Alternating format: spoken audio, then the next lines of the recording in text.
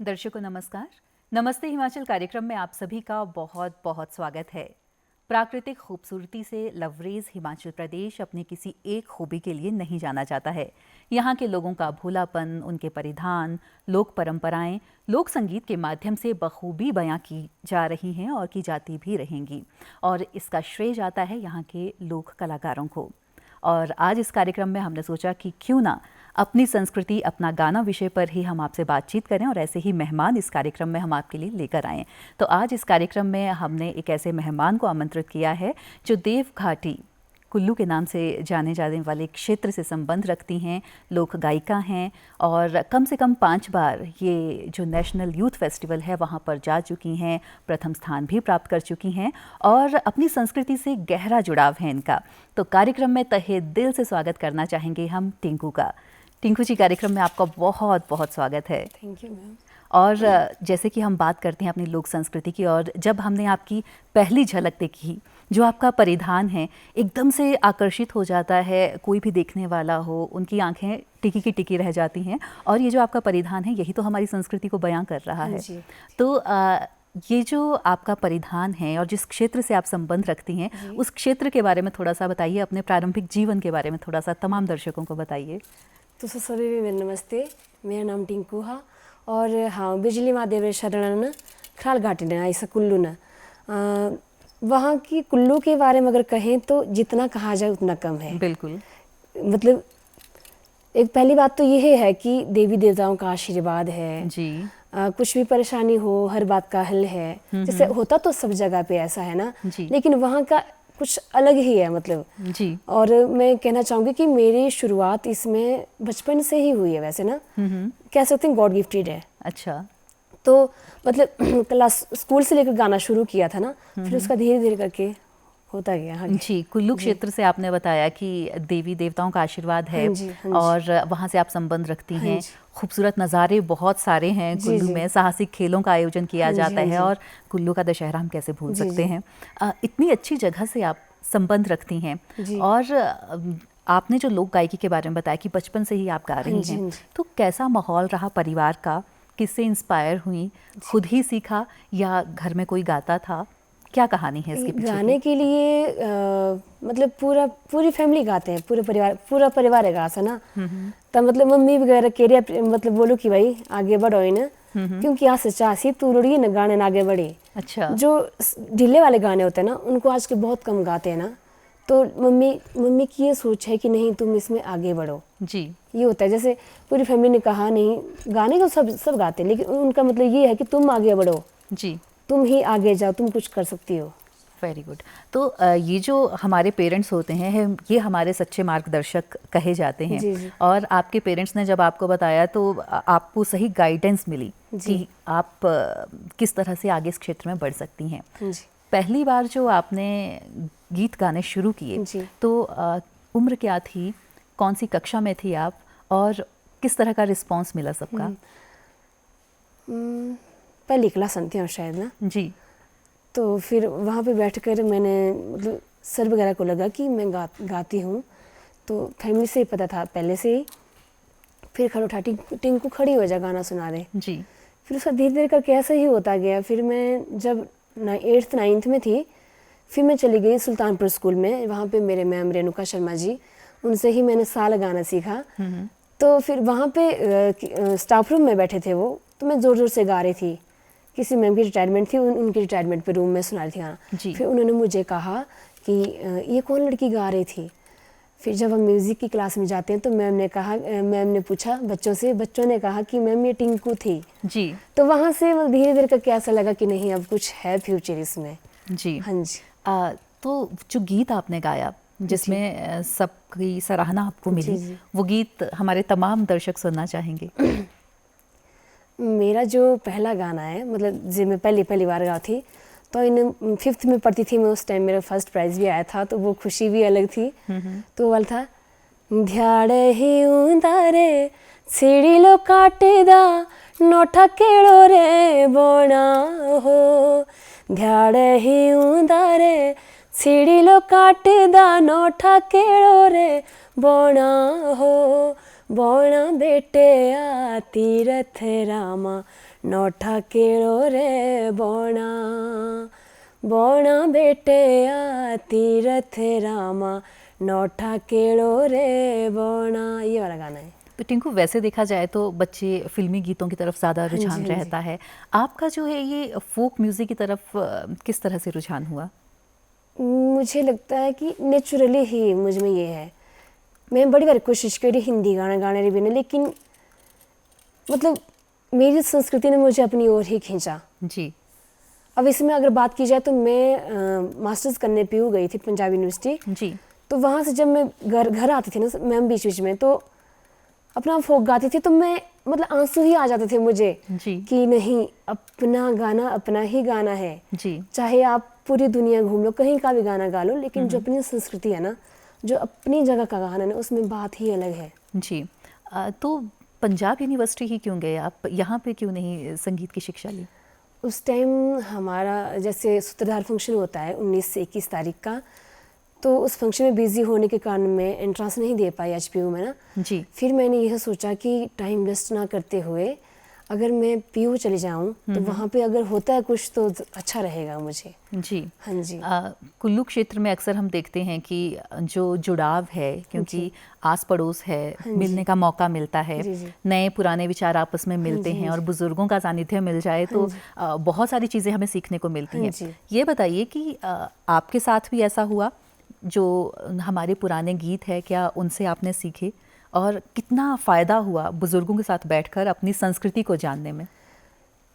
मैंने सीखा, लेकिन इसमें मैं अपने छोटे भाई लेकिन मैं भाई कहती हूँ, तो उनको ज़्यादा नॉलेज है। पहले तो मैं गा लेती थी अच्छा, अब भी गा लेती हूँ, लेकिन उनके जितना अच्छा नहीं गाती हूँ। मतलब मेरा मानना ये है, जब मैं उनको सुनती हूँ तब मैं उनमें ही डूब जाती हूँ। मतलब मेरे मामू वगैरह सब गाते हैं, तो उन्होंने मुझे उनको सुन के मैंने सीखा। जैसे मैंने वो गाना गाया हुआ है काले बादड़ा हिट है वो वाला, फिर नंदलाल ठेकेदार तो चलो वो तो है ही है, गाते हैं सब इसको। फिर और भी बहुत सारे गाने इस तरह से। जी। हाँ जी। आपकी जब पैदाइश हुई जी, तब वहाँ का माहौल कैसा था? क्योंकि कुल्लू क्षेत्र जो है इतना पहले डेवलप नहीं था, अब तो डेवलपमेंट हर तरफ हो रही है। तो किस तरह का माहौल था वो थोड़ा सा हमारे तमाम दर्शक जानना चाहेंगे। अच्छा था। और ये जो आपने परिधान जो भी आपने पहन रखा है, कई हमारे दर्शक हैं जो जानते हैं कि ये जो आपने गले में पहना है इसको क्या कहते हैं, हाथों में जो आपने डाला है क्या कहते हैं, या जो आपने ये शॉल का परिधान जो आपका है इसको क्या कहा जाता है? अच्छा, ये चंदरार है और ये टोके बोलते हैं इनको जी, और ये पट्टू है और ये फिर शर्ट, सबको पता है जी। तो ये जब भी कोई नृत्य होता है या त्योहार या जो भी फेस्टिवल होते हैं कुल्लू में, तो यही वाला परिधान रहता है या कुछ और भी चीज़ें हैं जो इसमें? अगर कंपटीशन की बात की जाए, जैसे कुल्बी नाटी ओसन जे पोस्ट भी रुपा रसा जी, तो ये लगा ससरी एआरी ड्रेस जी, और त्राई फुला पट्टू बोले से वे, और मतलब कोई से नाटी नोटी कहीं नहीं ना, तो तब भी शादी नहीं करना, तो इन भांति रंगे तो अलग अलग तरह के। हाँ जी जी। आप कौन सी ड्रेस को ज़्यादा प्रेफर करती हैं जब आपने गीत गाना हो या किसी फेस्टिवल में अपनी परफॉर्मेंस देनी हो, तो आप अपनी ये ट्रेडिशनल ड्रेस ही पहन के जाती हैं? ज़्यादा तो मैं इसको ही करती हूँ, लेकिन मैं थोड़ा करके ये भी सोचती हूँ कभी कभी यार बहुत पहन लिया जी, कुछ और भी देखते हैं। वो होती ड्रेसेस, वो मतलब कुल्वी ड्रेस से ही मैच होती है, लेकिन थोड़ा वेस्टर्न स्टाइल में होती है वो जी। हाँ जी, उसमें जो बॉर्डर होता है ना वो कुल्वी पट्टी का ही होता है जी। हाँ जी। तो कोई ऐसा गीत जब कुल्लू क्षेत्र से इतना जुड़ाव है आपका, तो आपके दिल के बेहद करीब हो और तमाम हमारे चाहने वाले जितने भी दर्शक हैं उन्हें सुनाना चाहें आप? एक गाना मुझे बहुत अच्छा लगता है, हाल ही में मैंने उस पर रील भी बनाई थी जी। ट्रेडिशनल गाना है वो। फूला दे ये मेरे बामणी बोला तो बुआ दे रे, फूला दे ये मेरे बामणी बोला तो बुआ दे रे, आड़ू को ते बोला शाई सौली खाई बंद रे आड़ू को ते बोला शाई सौली खाई बंद रे। क्या बात है, क्या बात है, बहुत मज़ा आ रहा है। इतनी मिठास है आपकी आवाज़ में, जी करता है कि सुनते जाएं, आपको सुनते ही जाएं। रियाज में कितना समय आप लगाती हैं, क्योंकि रियाज बेहद ज़रूरी है इतनी सुरीली आवाज़ के लिए? सबसे पहले तो माफ़ी चाहूँगी मैं माँ सरस्वती जी से, क्योंकि मतलब रियाज तो मैं करती हूँ लेकिन उतना नहीं कर पाती जितना होना चाहिए मुझसे। सच्ची बात बोल रही हूँ जी। ये बात झूठी नहीं बोलनी चाहिए जी। तो चलिए रियाज से ही आगे और बातचीत करेंगे। एक गीत है आपका, बेहद खूबसूरत है, उसकी तरफ रुख करते हैं और अपने तमाम दर्शकों को आपके साथ साथ सुनवाते हैं। जी।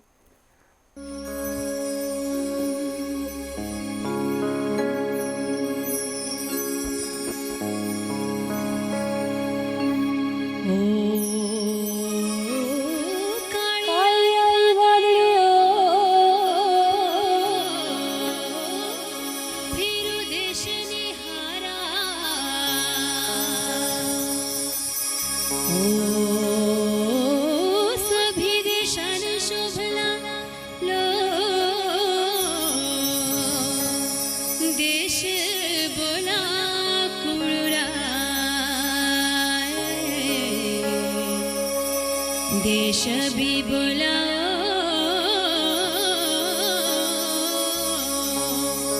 कुड़ुरा मारा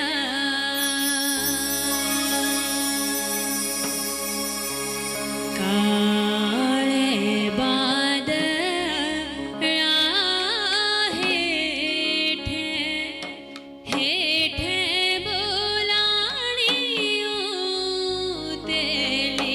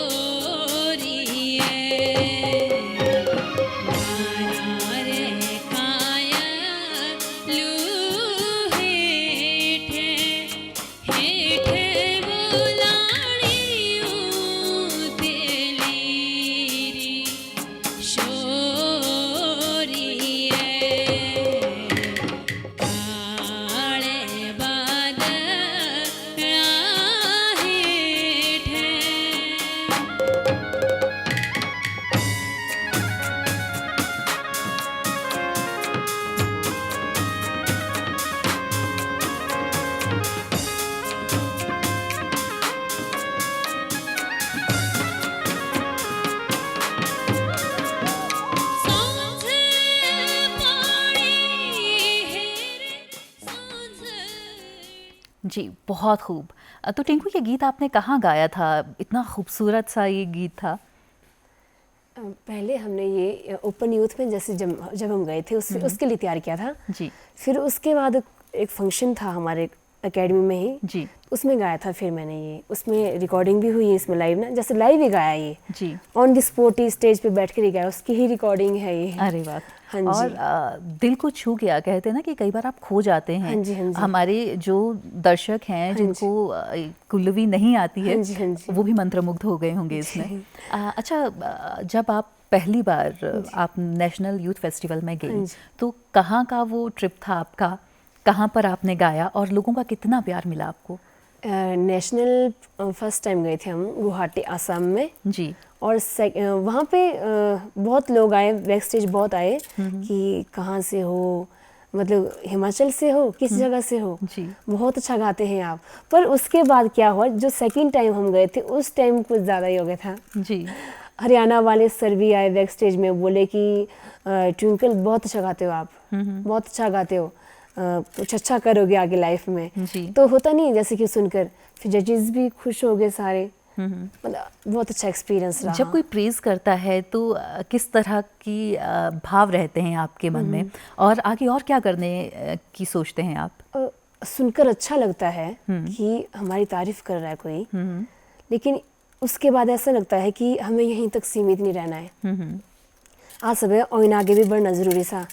वो तो जरूरी। चलो हो रहा लोग कहाँ से तारीफ के रहा सी तीन फर्ज बना सा, लेकिन आशा मतलब आपने जो प्रैक्टिस और रियाज सा सोनी छोड़ना चाहिए थी। जी। हाँ जी। हिमाचल जो है बहुत खूबसूरत है, विविधता हिमाचल में भी देखने को मिलती है। हिमाचल से जब आपने असम का रुख किया, काफ़ी दूर था, और वहाँ के लोगों की जो बोली थी, समझने में कोई प्रॉब्लम आई? किस तरह से कम्युनिकेट किया वहाँ पे लोगों के साथ? वो तो अलग ही थी उनकी बोली तो, असम में ना। जी। हाँ जी, बिल्कुल अलग ही थी। और वहाँ की क्या चीज़ आपको सबसे ज़्यादा पसंद आई? क्योंकि हम बात ही अपनी संस्कृति, अपने गीतों की कर रहे हैं, तो संस्कृति का आदान प्रदान तो होता ही रहता है। ड्रेस सा ना सब बड़ी वांकी सा। और जब मैं अभी पिछले थी नरेंद्र मोदी जी का सब प्रोग्राम थी, बहुत बड़ा प्रोग्राम था वो। हाँ। हजारों के हिसाब से थे वहाँ पे बच्चे। जी। तो जो वो डांस कर रहे थे एकदम इक्वल, अच्छा लगता है इस तरह से ना कि वो कहीं पे भी आते हैं, जैसे विंटर कार्निवल मनाली में आते हैं तो वहाँ पे भी अपना जो वहाँ का कल्चर है वो बहुत अच्छे से दिखाते हैं। जी। तो सबसे अच्छी बात ये है कि आज सब तो खजाना मौका मिलूँ, स्टेट में गाया, डिस्ट्रिक्ट में गाया, उसके बाद हम नेशनल के लिए गए, नेशनल में गाने का मौका मिला, हमारा परिधान देखा, हमारा गाना सुना, तो उससे इंस्पायर हो गए। तो ऐसा होता है जगह जगह से लोग आते हैं, तो उनसे भी हमें कुछ सीखने को मिलता ही है कि यहाँ से ऐसा हो रहा है तो क्यों ना हम भी कुछ ऐसा ही करें। तो इस तरह के फेस्ट आयोजित किए जाने चाहिए, आपको क्या लगता है? हाँ जी, जरूरी कितना है, फायदा बहुत ज़रूरी है, बहुत ज़रूरी है। पर अब पूरी तरह से बंद ही कर दिया। पहले क्लासिकल भी होता था, फोक का भी होता था, जैसे हर इंस्ट्रूमेंट वोकल, और अब तो सोलो भी शुरू किया था, सोलो फोक सॉन्ग शुरू किया था। तो अब सिर्फ ओपन यूथ में नाटी ही रखी है। जी, नाटी, हाँ, सिर्फ नाटी ही रखी है। तो आपका क्या सुझाव रहेंगे कि इस तरह से लिमिटेड करना चाहिए या नहीं करना चाहिए? लोक गायकों को कितना मंच और मिलना चाहिए? इस पे मैं कहना चाहूँगी कि लोक गायक बहुत हैं जी, लेकिन जो ट्रेडिशनल गाने वाले ना वो बहुत कम हैं जी। तो हर मंच पे देखा जाए तो आज लोग सुनना क्या पसंद करते हैं, जैसे अब क्या कहें, जैसे डांस का ही हो ज़्यादा, वो अच्छा लगता है लोगों को। लेकिन अगर हमें कुछ दिखाना है या लोगों को समझाना है तो मेरे हिसाब से, चलो हर एक सभी की सोच एक जैसी नहीं होती है, थोड़ा सा जी 90 में से अगर 60% भी अगर इतना सोचे कि हाँ यार जहाँ से मैं हूँ तकली संस्कृति बचाना आसरा फर्ज बना सा जी, ठीक है, उसको बचाना हमारा फर्ज बनता है जी। तो हमारे कुल्लू में वैसे बहुत ऐसा है कि जैसे प्राइड ऑफ कुल्लू की नाटी हुई, बहुत सारी महिला डांस करती है, उससे भी लोग दर्शाते हैं। एक सर हैं हमारे धर्मेंद्र शर्मा नाम उनका, वो भी जब स्टेज पे गाते हैं तो शुरू में लामण गाते हैं, जैसे अभी जो इससे पहले गाना था ना जो मैं धीरे करके गाया, उसको बोलते हैं लोकल में भौरो।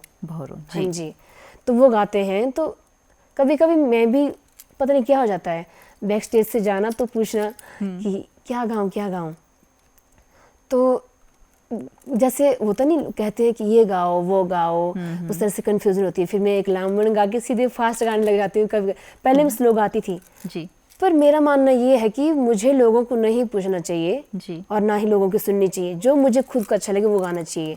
ट्रेडिशनली से शुरुआत हो तो ज़्यादा अच्छा है जी। और हाँ, सबसे बड़ी बात ये है कि जो मंच हैं, बड़े मंच हैं, वहाँ पे जाकर जो विलंबित गाने हैं उनको ज़्यादा प्रेफर नहीं करते हैं। जी।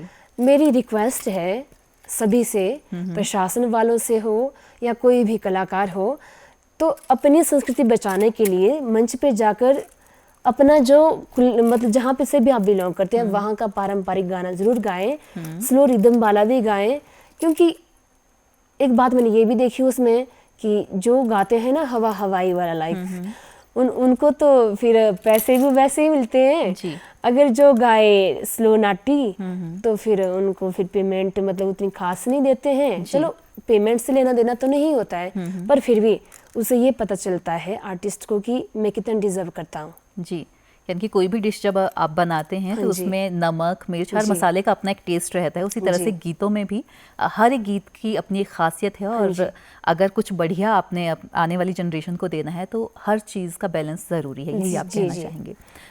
आपने 5 जगहों पर आप गई, जो नेशनल यूथ फेस्टिवल था, आपने प्रथम स्तर पर भी रही आप, प्राइज़ भी आपने लिया, तो वो कहानी बताइए कि कहाँ पर गई थी आप और किस तरह का अनुभव रहा, कौन सा गीत आपने गाया था? रायपुर गए थे हम, छत्तीसगढ़। तो वहाँ पे गए, सुबह प्रैक्टिस कर रहे थे जहाँ पे बॉयज़ होते हैं, जैसे गर्ल्स और बॉयज़ का अलग अलग था हमारा जैसे रहने का। तो वहाँ पे वही हरियाणा वाले सर आ गए, उन्होंने सुना कि ये गा रही, इस गाने को काई था यारा गाने को, तो उसमें जो जैसे काई था यारा गाने को गा रही है, तो ये जो दूसरी बार में जो लामण उठा रहे हैं ना बीच से, ये कैसे मतलब स्लो करके जो गा रहे हैं, ये सम पे आना चाहिए। तो गुरुजी से हमने कहा कि भाई गुरुजी क्या करें, तो हमारे साथ थे ढोलक बिलालो अंकल जी, उन्होंने कहा गुरुजी कहे यार छड़ दे, क्या स्यापा करना नहीं गुरुजी, हमने करना है, हमने फर्स्ट आना है, तो हमें ये सम से उठाना पड़ेगा। वैसे हमारे लामण ऑफ बीट होते हैं जी, उनको ऑफ बीट ही गाते हैं। तो फिर मतलब ऐसा कि प्रैक्टिस की हमने और गए हम स्टेज पे जाने से पहले देवी देवता का नाम ले लिया कि जय हो महादेव की जय हो, बिजली महादेव की जय हो। सभी ने अपने अपने इष्ट देवता को याद किया, फिर चले गए स्टेज पे और काई थे यारा गाया था हमने, बहुत ही दिल के करीब।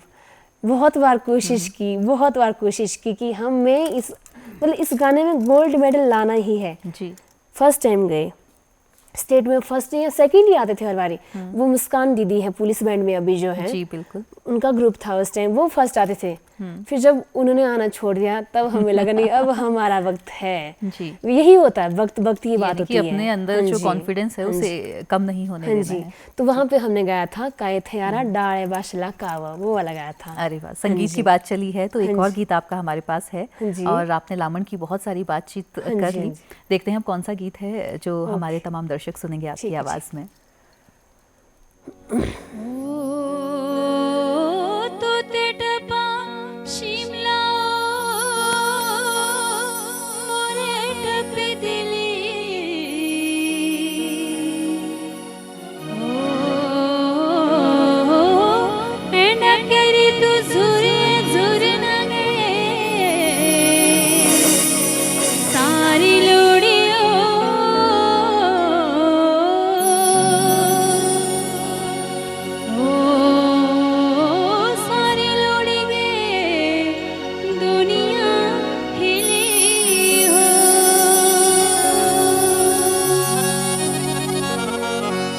घर तेरा शो जगरावा, दूजा घर तेरा बड़ियो नंदलाला ठेकेदारा, दूजा घर तेरा बड़ियो दिलारा बड़ा मौजी झुरी लांदा देखी बछड़ियो नंदलाला ठेकेदारा लांदा देखी बछड़ियो।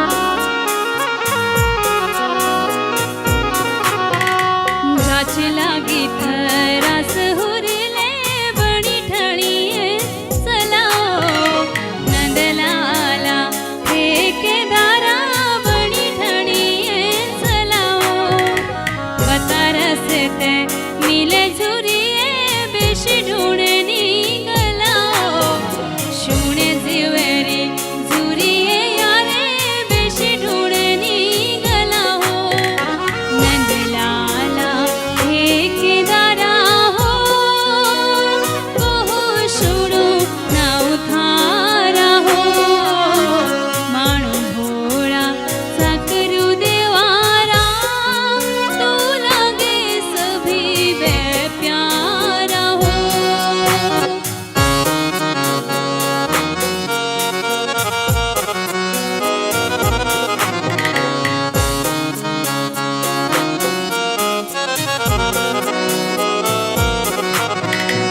ठेकेदारी रे कोमन यारा लागे छूटे दी ध्याड़ियो नंदलाला ठेकेदारा लागे छूटे दी ध्याड़ी हो सौंदाए जी थे के गौरवे यारा बेटी सीतानी हाड़ियो नंदलाला ठेकेदारा बेटी सीतानी हाड़ियो नंदलाला ठेकेदारा हो बहु शुणु ना उथारा हो माणो भोळा साकरू देवारा तू लागे सभी वे प्यारा हो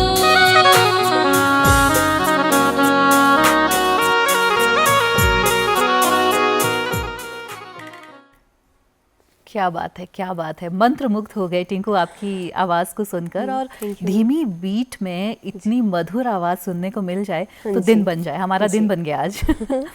अच्छा टिंकू, आप बता रहे थे कि आपका एक्सपीरियंस कैसा रहा जब आपने फर्स्ट प्राइज़ लिया, मन में कितना जोश था, और जब प्राइज़ मिला तो वहाँ पर किस तरह का रिस्पॉन्स रहा जब आपको मिला? एक्साइटमेंट। हमें रूम तक, मतलब रूम से बाहर आने तक पता ही नहीं था। थोड़ा थोड़ा पता था कि थर्ड है, शायद थर्ड है, पर फिर जब हम सारे ग्रुप में इकट्ठे होकर तैयार होकर चले गए, उस टाइम भी हमें लगा था हम थर्ड ही हैं। जब स्टेज तक पहुंचने वाले थे तब भी लगा था हम थर्ड ही हैं, क्योंकि हमारा नाम लास्ट में लिया जा रहा था जी। तो हमारे साथ एक लालू अंकल जी थे ढोलक पे, तो उन्होंने कहा काश ऐसा हो जाए कि जिसका नाम सबसे लास्ट में ले रहे हैं वो फर्स्ट और जो फर्स्ट में ले रहे हैं वो थर्ड हो जाए जी। और जैसे ही हमें ये पता चला, मतलब कैसे शब्दों में बयां करें, मतलब जिंदगी भर का वो सपना पूरा हो गया। जी, चलिए जिंदगी उस वक्त भर का का। सपना टिंकू आपका पूरा हुआ, हाँ जी। लेकिन आगे आपने क्या सोचा है कि संगीत में क्या कुछ करना चाहेंगी आप? सबसे पहले मैं कहना चाहूँगी कि मेरे जो फैमिली वाले हैं वो प्रेफर करते हैं ज़्यादा यही ट्रेडिशनल गाने ही। बहुत सारे गाने उनके पास है भी, पर ना जाने ऐसा मेरे साथ क्यों होता है कि मैं चाहूँ कहीं रिकॉर्ड करने जाना तो जाए, मतलब कुछ ऐसा नेचुरली हो जाता है कि नहीं। हाल ही में मैंने एक गाना रिकॉर्ड किया हुआ है पारंपरिक, अब इसको शूट भी होना है, तो मतलब मैं ज़्यादा चाहूँगी कि पारंपरिक गानों में ही मैं जुड़ी रहूँ, क्योंकि जो मिठास उन गानों में है वो आज के गानों में बिल्कुल भी नहीं है। जी।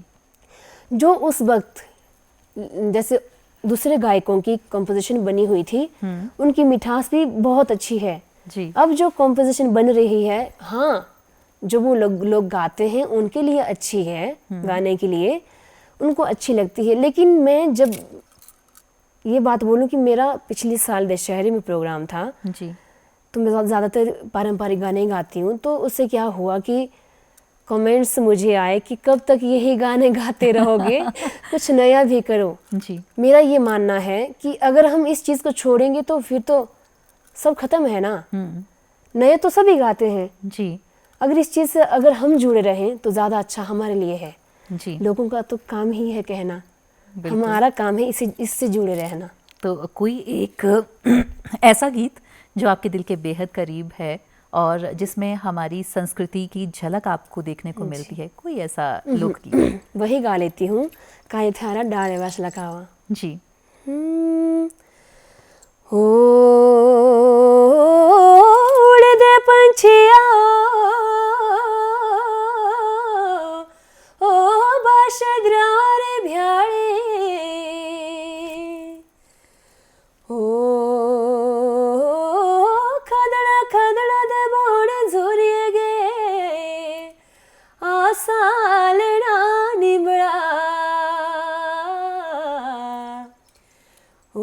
सा लेना गे निबड़ा निहाड़ी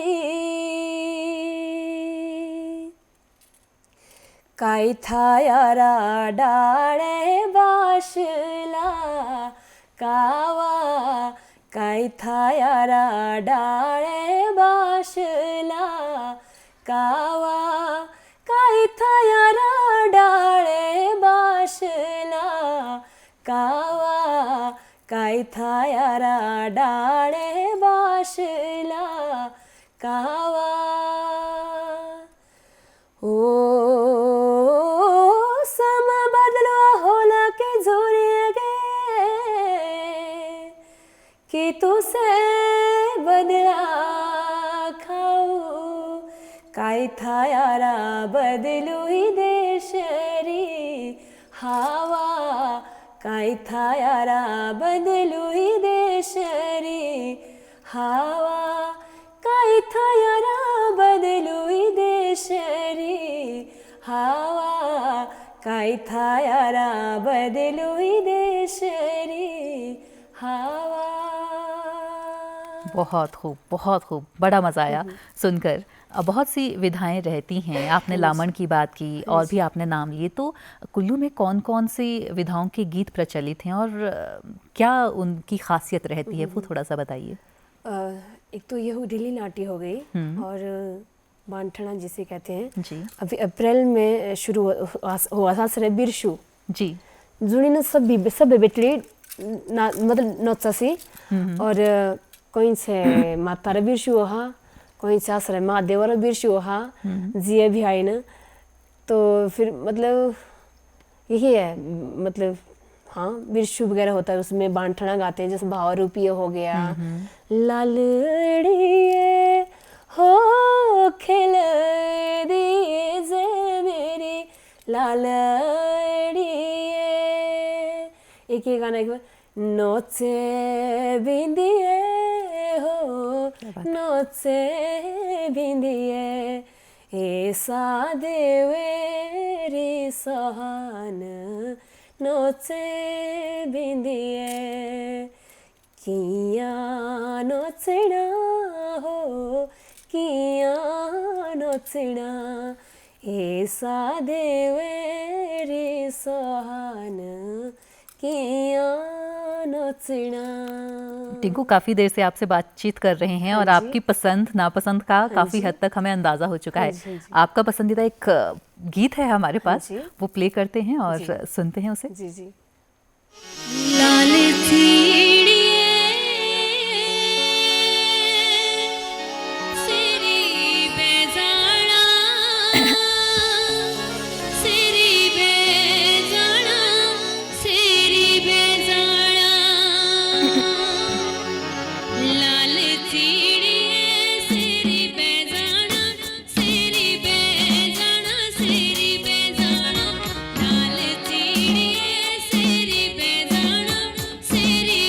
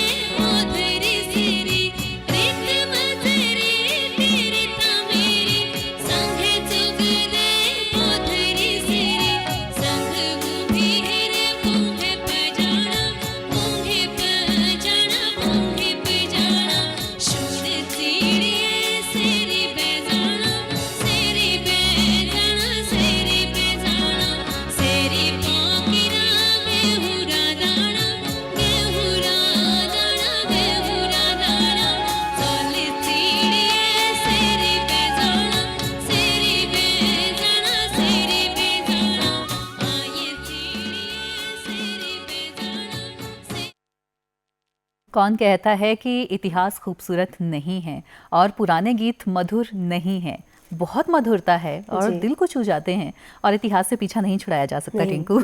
और इतिहास के बिना आगे की ज़िंदगी भी संभव नहीं, क्योंकि इतिहास से ही सीख लेकर हम आगे गलतियां बहुत कम करते हैं और जुड़ाव ज़रूरी है। वैसे ही हमें संस्कृति से जुड़े रहना बेहद ज़रूरी है। आपने लोक गायकी की तरफ बताया कि आपका रुझान बहुत ज़्यादा है। कभी हिंदी गाने गाने की कोशिश नहीं की है, बहुत बार की है जी।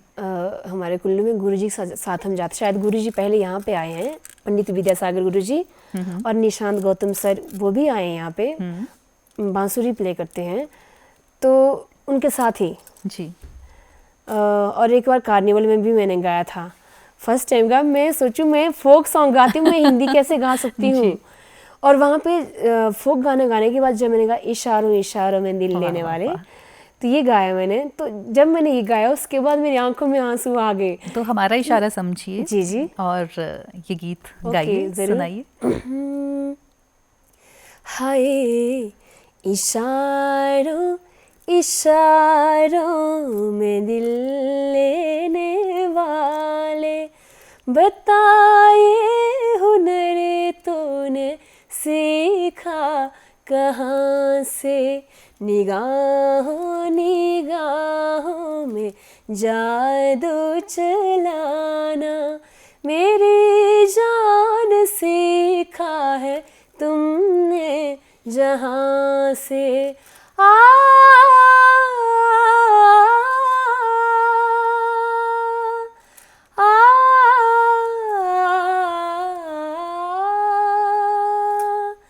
मोहब्बत जो करते हैं वो मोहब्बत जताते नहीं, मोहब्बत जो करते हैं वो मोहब्बत जताते नहीं, धड़कने अपने दिल की कभी किसी को सुनाते नहीं, किसी को सुनाते नहीं। मज़ा क्या रहा जब कि खुद कर दिया हो, मोहब्बत का इजहार अपनी जुबान से। वाह वाह वाह, मज़ा आ गया, बहुत मज़ा आया। और जितनी मोहब्बत आपको सुनने वाले आपसे करते हैं वो भी शायद जताते नहीं हैं, लेकिन आनंद पूरा लेते हैं। तो टिंकू, आपकी अब एल्बम भी आ चुकी है और लोगों का कितना प्यार मिल रहा है। उस एल्बम में किस तरह के गीत आप हमारे तमाम चाहने वालों को, सुनने वालों को लेकर आई हैं आप? जी जी, अच्छा मिल रहा है, क्योंकि मेरा पारंपरिक गानों की तरफ ज़्यादा रुझान है। तो मैंने ये फर्स्ट एल्बम है मेरी, मुझे आज तक स्टेज शो भी इसी, मतलब जो हमारे ट्रेडिशनल गाने उनके ज़रिए मिले हैं जी। तो फिर गुरुजी वगैरह, मैम वगैरह ने कहा कि तुम कैसेट क्यों नहीं निकालती, गाने क्यों नहीं निकालती। फिर मैंने सोचा करना पड़ेगा कुछ, ऐसी बात नहीं बनेगी। तो फिर अभी मैंने मतलब रोग प्यार हो रहा मेरी एल्बम आई है, तो ठीक है, व्यूज़ से वैसे फ़र्क नहीं पड़ता है जी। मेरी यही कि आपका गाना अच्छा होना चाहिए। लेकिन हमने सुना और हमें तो काफ़ी अच्छा लगा। उसका कोई एक गीत जो आपको बेहद पसंद है? चांद ना तारे हम मांगदे, मांगो प्यार तेरा साजना, चांद ना तारे हम मांगदे, मांगो प्यार तेरा साजना, केथो लाना ए दिलेड़ो जबे रोग प्यारोरा लागदा, केथो लाना ए दिलेड़ो जबे रोग प्यारोरा लागना, मेरे बेदिलो दे सजना बस तेरे ही ख्यालो, मेरे बेदिलो दे सजना बस तेरे ही ख्यालो, करदा नहीं तू फिक्रो देख काए मेरा हालो, करेदा नहीं तू फिक्रो देख काए मेरा हालो। वाह वाह वाह, बहुत खूब। और कितना समय हो गया इस एल्बम को आए हुए टिंकू? ये 28 दिसंबर को आई है मैम। जी हाँ जी। तो अभी काफ़ी कम समय हुआ है। हाँ जी, धीरे हाँ जी। धीरे लोगों के पास जितना ये जाएगा, हाँ लोग जी। जितना सुनेंगे उतना ही प्यार मिलेगा। हाँ जी, हाँ जी, हाँ जी। तो ये जो बोल लिखे हैं, आप कोशिश करते हैं खुद लिखें या कोई और लिखता है? और अपने सजेशंस भी आप देते हैं कि इसमें जी, अगर ये जी। चीज़ ऐड कर दी जाए जी, तो कितना खूबसूरत हो ये गाना जाएगा? वैसे अंकित चौहान जी ने लिखे हैं इस एल्बम के। बहुत अच्छा लिखते हैं वो, मतलब मैं खुद भी कोशिश करती हूँ। एक भजन मैंने लिखा वैसे, तो फिर मैं भाई से पूछती हूँ कि जी क्या है, मतलब ठीक है कि नहीं है। तो थोड़ा थोड़ा वो भी बताते हैं। जी हाँ जी। और मतलब लिरिक्स में ऐसा है कि अच्छे होने ज़रूरी है, अट्रैक्टिव होने ज़रूरी है। आज के ज़माने में वही चल रहा है जी कि एकदम से चप करके अगर मतलब आ जाए ना, ऐसे माइंड में सेट हो जाए ना, ऐसे आसान लिरिक्स हो, तो वही लोग ज़्यादा गुनगुनाते हैं, गाते हैं, ऐसा है। जैसे हम बात कर रहे हैं आज अपनी संस्कृति, हाँ अपना जी, गाना, हाँ जी। और अपनी संस्कृति की झलक अपने गीतों में ही, जो लोकगीत हाँ हैं जी, उनमें देखने को हाँ मिलती जी। है। तो ये जो गीत लिखते हैं और पूरा बनकर सामने आता है, कितना समय लग जाता है? इसमें तो अब उनको तो नॉलेज है वैसे, तो नॉलेज के हिसाब से तो उन्होंने बहुतों के गाने लिखे हुए हैं, तो उनको उतना टाइम नहीं लगता। लेकिन जैसे कुछ गाने ऐसे होते हैं बहुत वक्त मांगते हैं, बहुत। पहले तो सोचना कि कुछ स्टोरी सोचनी पड़ेगी, जैसे कहते तेरा ये गाना बना सकसा कि हो सकसा मेरा।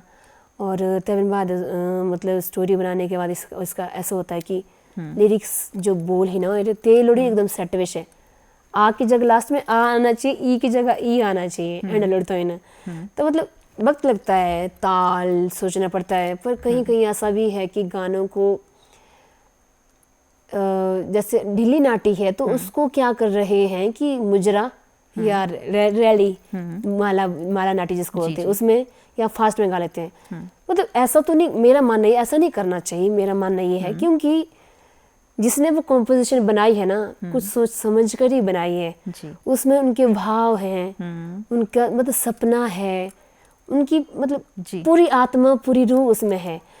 मतलब उस गाने की आत्मा बाहर निकालने की कोशिश ना करो। जी तो कार्यक्रम भी अपने अंतिम पड़ाव की तरफ आ चुका है टिंकू। तो आपसे तमाम दर्शकों के लिए जो भी इस फील्ड में आना चाहते हैं गायकी की, उन्हें क्या मैसेज देना चाहेंगे? अपनी संस्कृति को लेकर आपके क्या विचार हैं? और जो फ्यूजन आ रहा है उसको लेकर आप क्या कहना चाहेंगे? एक मैसेज आपका। जी नमस्ते। मैं ये कहना चाहती हूँ कि हमारी पहचान हमारी संस्कृति से है। क्योंकि हम कहीं भी बाहर जाते हैं तो आपसे सबसे पहले ये पूछा जाता है कि कहाँ से हो? अच्छा वहाँ कुल्लू से हो? तो यार कुल्लू के बारे में कुछ बताइए, कुल्लू किस जगह से हो, होता है ना थोड़ा। तो मतलब वहाँ का कुछ स्पेशल या गाने किस तरह के, ऐसा नहीं है कि कोई परिचित नहीं होगा कुल्लवी गानों से। हर जगह की बात है कि जहाँ के भी ट्रेडिशन सॉन्ग है सब ने सुने होते हैं। जो भी लोग फॉरेनर्स वगैरह जो भी घूमने आते हैं तो वो सब इससे परिचित होते ही हैं। और हाँ, रही बात फ्यूज़न की, तो फ्यूज़न के लिए मैं ये कहना चाहूँगी कि मेरा मानना ये है कि एक दायरे में रहकर ये सब बनाया जाए तो ज़्यादा अच्छी बात है।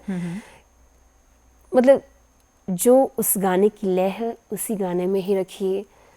जो वो गाना मतलब जो उस गाने की आत्मा है उस आत्मा को ज़िंदा रखिए। और क्योंकि अगर हम इसे नहीं बचाएंगे तो ये पूरी तरह से विलुप्त हो जाएगी। ये हमारे हाथ में, हमारे हाथ में है, हम सबके हाथ में। मिलजुल कर हमें ये काम करना पड़ेगा। ये कहना चाहती हूँ आने वाले मतलब युवा पीढ़ी को भी यही कहना चाहती हूँ कि सबसे पहले हमारी संस्कृति है, बाकी बात बाद में है। जी हाँ जी। तो टिंकू जी आप हमारे कार्यक्रम में आए और अपना कीमती समय हमें दिया, बेहद शुक्रिया आपका। और चलते चलते अपने तमाम दर्शकों से हम विदा लेना चाहेंगे और एक गीत हमारे तमाम दर्शकों को सुना दीजिए। जी ज़रूर। जो सामामी रे ना कान बेसरू सामामी मेरी आमामा अंगता सामामी मेरी। जो सामामी रे ना कान बेसरू सामामी मेरी आमामा अंग